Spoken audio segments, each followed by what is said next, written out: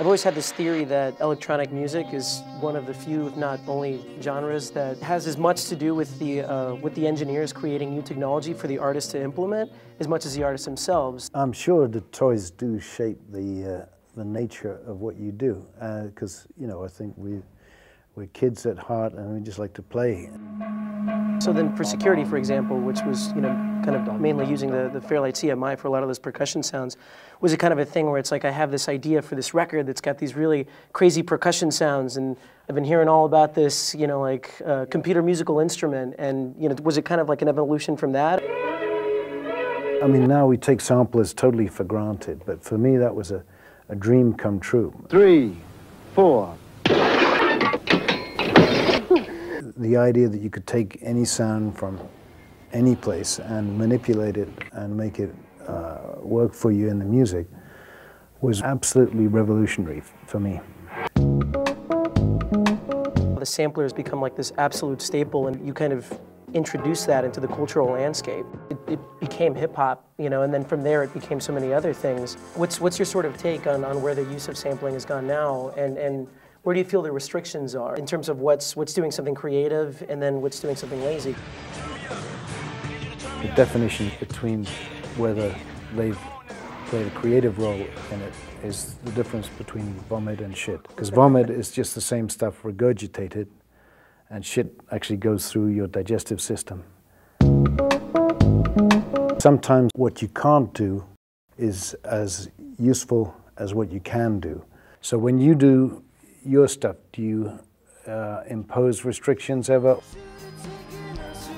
Well, I think my restrictions are usually, in the environment in which I work. It's always like the last record I did, every little thing was being tweaked, and I was losing a lot of the songwriting in the process. So the restrictions that I started placing on myself for Neon Indian was, to try to get out a new song idea by the end of the night. Just really try to just get something out there.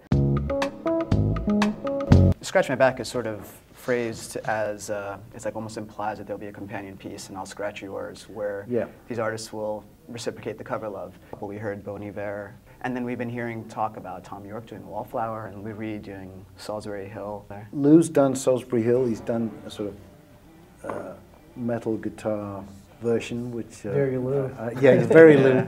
David Byrne, I just heard yesterday, in fact, has done a very cool Don't Remember. Paul Simon did Biko. Oh, awesome. Yeah. Arcade Fire's doing Games Without Frontiers, well, right? I don't know that that's going to happen. I had a sort of nice note from Win, but I think, they're up to their neck with their own record at the moment. I knew there may be a few casualties, and I'm not sure we're going to get Neil Young's either. Tom York initially said he was going to do Wallflower, but and for the most part, I've had fantastic reactions to the record. Awesome. But from Tom, I heard absolutely nothing. So, and I've had through friends of friends that he didn't like it. So, and I think he may be embarrassed to tell me. But it's so you win some, you lose some. How do you feel about in your own way? I guess like when you're contributing to the landscape, or when you're shaping the cultural landscape through something like lending one of your songs to a film. Like there's In Your Eyes Doesn't Say Anything, and like watching something like that, it's something that you've created, recontextualized to sort of suit the narrative of what they're trying to get across. Like, how do you feel about that? Is there a line in which it exceeds it and it starts to cheapen the art, or is it really just about trying to get it to as many ears as possible? Or what's your philosophy on that?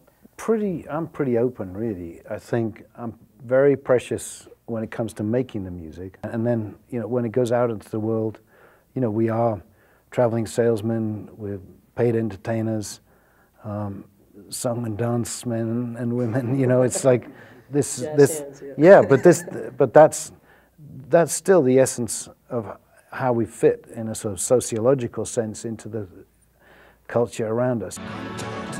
From any phone to any phone in the U.S. There are some things that I feel are too cheap, so you define a line, bend over till it hurts, and it's my philosophy there. I guess there was just one last thing I want to ask. Favorite synth you've ever worked with? difficult. I mean, I guess Fairlight and Prophet are the things I got to know the best. Probably. Awesome.